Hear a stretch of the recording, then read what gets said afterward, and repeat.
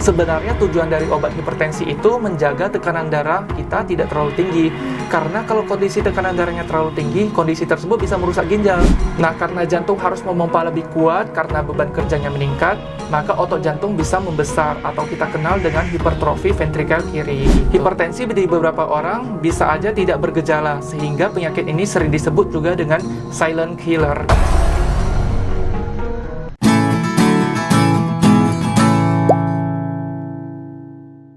Sahabat Dimarco, kembali lagi nih di Dimarco Official. Kenalin, aku Sheila. Hari ini kita akan membahas mengenai hipertensi. Nah, di sini siapa nih ya yang sering kali mendengar penyakit tentang hipertensi? Atau mungkin ada yang mengalaminya ya dari gejala-gejala hipertensi dan lain sebagainya. Sebelumnya nih, sebelum kita lanjut, jangan lupa yuk untuk subscribe terlebih dahulu biar nggak ketinggalan ya mengenai informasi menarik selanjutnya. Nah, hari ini tentunya aku nggak sendiri. Aku ditemani oleh seorang dokter, Dr. Holly. Halo Sheila, halo semua. Nah, dokter, kita mau bicarakan mengenai hipertensi. Jadi, aku ini kan masih muda ya, dan kebetulan di lingkungan kerja aku, yaitu juga banyak banget anak-anak muda dari usia 20 tahunan ya. Tapi mereka sudah ada gejala-gejala hipertensi nih. Nah, terlebih dari cerita mereka, tekanan darahnya itu naik turun ya, tidak stabil. Itu kenapa sih, dok? Wah, pertanyaan menarik nih. Sebelumnya kalau kita bahas hipertensi, kita harus tahu dulu dong apa itu hipertensi.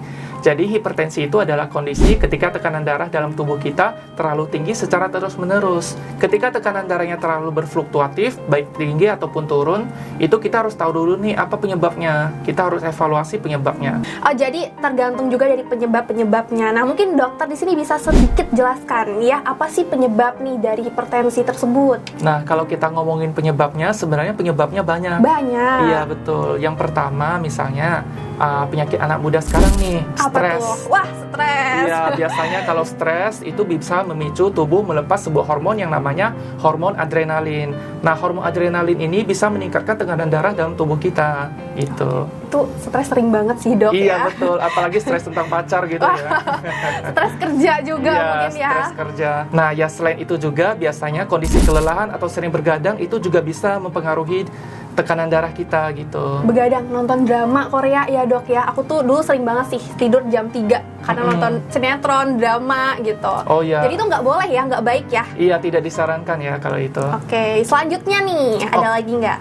Oke, yang ketiga biasanya dari kebiasaan makan kita nih, seperti sering makanan yang asin-asinan tuh. Asin-asin. Kayak nasi goreng biasa ditambah asin ya Bu ya gitu. Nah, itu sebenarnya nggak boleh gitu karena Seblak. iya, apalagi itu Seblak ya. ya, itu banyak banget sih anak muda.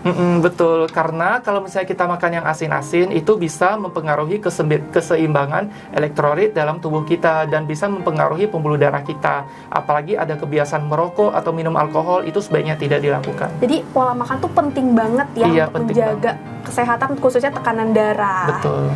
Oke, yang keempat biasanya karena efek samping dari obat. Contoh obatnya seperti obat dekongestan, obat antidepresan, ataupun obat jantung tertentu. Yang kelima biasanya karena penyakit sistemik seperti ada gangguan pada kelenjar adrenal ataupun kelenjar tiroid kita. Yang terakhir nih biasanya karena perubahan posisi tubuh mendadak ataupun bisa karena pendarahan, dehidrasi, itu bisa juga menyebabkan tekanan darah kita turun secara mendadak begitu. Wah, ternyata penyebabnya itu banyak sekali ya, dari stres, begadang, lalu juga pola makan ya, lalu juga ada obat-obatan. Nah, aku dengar-dengar sih dari hipertensi ini juga meningkatkan resiko dari penyakit stroke dan juga gagal jantung. Apakah itu benar, dok? Jawabannya betul ya, apalagi kalau fluktuasi tekanan darahnya terlalu ekstrim. Nah, ketika tekanan darah kita tinggi, itu bisa meningkatkan tekanan mekanik pada pembuluh darah kita.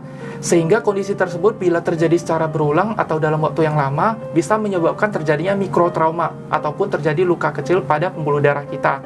Nah, kondisi tersebut bisa menyebabkan pembuluh darah kita kaku atau elastisitasnya berkurang. Kondisi tersebut apabila kita biarkan terus-menerus, maka akan terjadi resiko stroke perdarahan karena pembuluh darahnya pecah. Kalau kita ngomongin mengenai stroke iskemik atau yang kita kenal dengan stroke penyumbatan, itu terjadi karena elastisitas pembuluh darahnya yang berkurang sehingga aliran darahnya kan tidak lancar.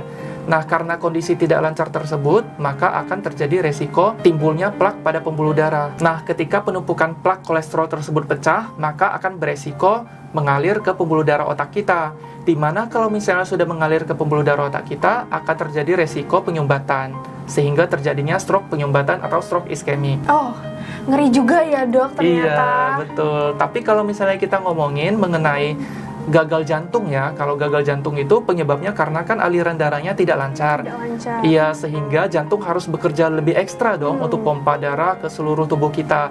Nah, karena jantung harus memompa lebih kuat karena beban kerjanya meningkat, maka otot jantung bisa membesar atau kita kenal dengan hipertrofi ventrikel kiri gitu.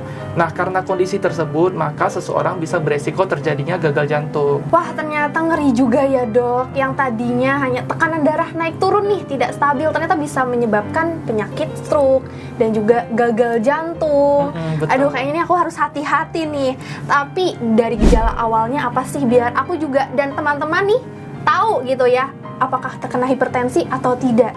Oke, nah mungkin untuk Sheila dan juga teman-teman yang mendengarkan, kalau misalnya hipertensi itu gejalanya sebenarnya tidak spesifik ya. Hipertensi di beberapa orang bisa aja tidak bergejala, sehingga penyakit ini sering disebut juga dengan silent killer. Silent killer, jadi pembunuh diam-diam ya dok ya? Iya betul, padahal nggak ada gejala, tiba-tiba kita sudah tahu aja nih, oh kita ternyata kena hipertensi gitu. Berarti orang-orang juga harus hati-hati tentunya. Betul.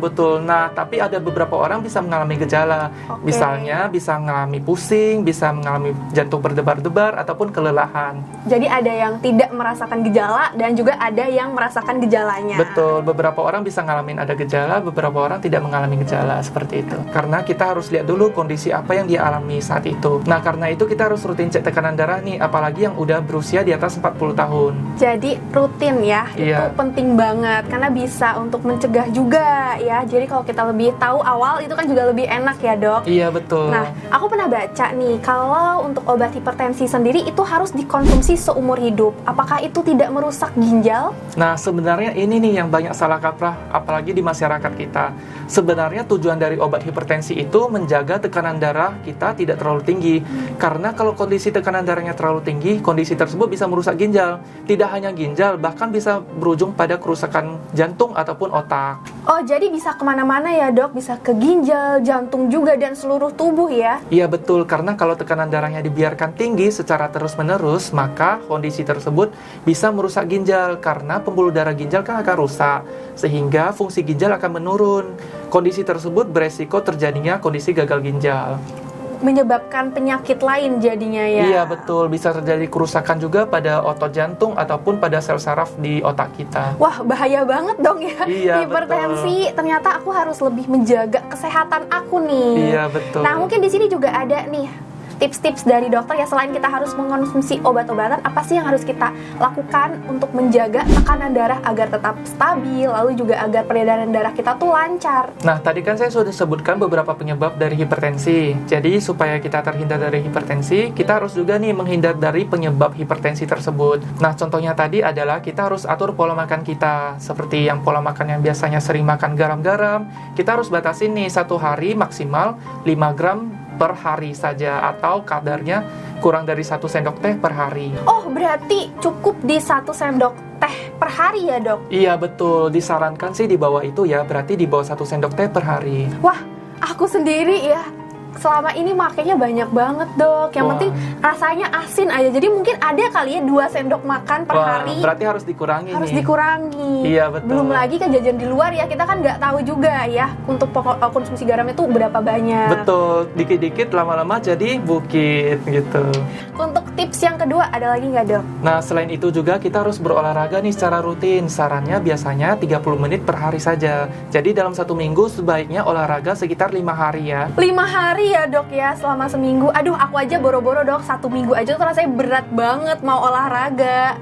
maklum ya kaum mager. Selain itu ada lagi nih, kalau misalnya kita sering stres, sering bergadang, kelelahan, dan juga kebiasaan kayak mungkin kebiasaan merokok, konsumsi alkohol, nah itu juga bisa menyebabkan tekanan darah tinggi. Seperti overthinking mungkin ya. Iya, Dok, ya. betul, overthinking sampai bergadang, kurang tidur, wah itu Wah, bahaya. itu ternyata sebuah penyakit ya, tapi sulit banget sih dok untuk tidak dilakukan nih, apalagi kan untuk anak-anak muda ya, masalah dikit dipikirin, Dikit-dikit overthinking. Iya, ya itu ternyata penyebab dari hipertensi juga ya kan. Iya. Nah tadi dokter sudah menjelaskan ya bagaimana nih tips-tips untuk menjaga tekanan darah agar tidak naik turun atau stabil. Tapi bagaimana dok dengan teknologi laser? Ini sudah banyak ya diomongin di media dan juga sudah banyak nih orang-orang yang merasakan manfaatnya. Jadi bagaimana teknologi laser kepada hipertensi? Nah, teknologi laser ini dalam dunia kedokteran kita kenal dengan LLT atau Low Level Laser Therapy. Beberapa jurnal penelitian memang sudah terbukti bahwa Low Level Laser Therapy ini dapat menstimulasi dari produksi nitric oxide dalam tubuh kita. Nitric oxide ini adalah senyawa dalam pembuluh darah tubuh kita yang bisa bekerja untuk mengelastiskan dan melebarkan pembuluh darah sehingga tekanan darah yang tinggi bisa turun. Selain itu, teknologi laser ini juga dapat meningkatkan kinerja dari mitokondria atau yang kita kenal dengan rumah energi, di mana mitokondria akan memecah gula dalam proses glikolisis sehingga mengubah gula menjadi energi yang akibatnya bisa menurunkan kadar gula dalam tubuh kita. Oh, jadi di dunia medis dan juga ada jurnalnya ya untuk teknologi laser ini, dok? Betul, tapi perlu diingat ya bahwa teknologi laser ini bukan sebagai pengganti obat. Teknologi laser ini sebagai pendamping terapi saja. Oke, pendamping. Iya, pendamping. Jadi kita tetap harus menjalani pola hidup yang sehat, makanan-makanan yang bergizi, olahraga secara rutin, dan juga rutin cek tekanan darah secara berkala. Oh, jadi teknologi laser ini bisa digunakan sebagai pendamping ya dok, tapi juga tetap harus diingat, harus menjaga dari pola makan dan juga gaya hidup yang sehat. Sekarang, Bapak dan Ibu juga bisa memanfaatkan teknologi laser dengan rutin terapi menggunakan Dr. Laser Supreme. Karena apa? Karena Dr. Laser Supreme adalah alat terapi kesehatan yang memanfaatkan teknologi laser berintensitas rendah yang aman digunakan untuk semua anggota keluarga. Bekerja secara optimal untuk bantu melancarkan peredaran darah yang kental kaitannya untuk bantu cegah dan hindari komplikasi penyakit seperti jantung dan stroke, diabetes, dan kolesterol. Dr. Laser Supreme adalah generasi terbaru dari keluarga besar Dr. Laser dengan desain dan teknologi yang berbeda di dalamnya. Terdapat 16 titik terapi laser di sini dan terdiri dari 5 jenis warna laser, di mana masing-masing punya manfaat yang berbeda. Nah, buat Bapak Ibu yang ingin mendapatkan Dr. Laser Supreme, terapinya juga mudah. Cukup di rumah aja atau beli di marketplace yang ada. Wah, dokter terima kasih banyak nih untuk pembahasan hari ini ya. Ini menjadi informasi penting bagi aku dan juga teman-teman di rumah. Ya, buat teman-teman di rumah nih kalau ada pertanyaan boleh banget loh nanti tulis di kolom komentar. Sayang banget karena waktunya udah berlalu. Aku mau izin pamit ya. Aku Sheila dan juga ada Dr. Holly, sampai jumpa di sesi berikutnya. bye-bye.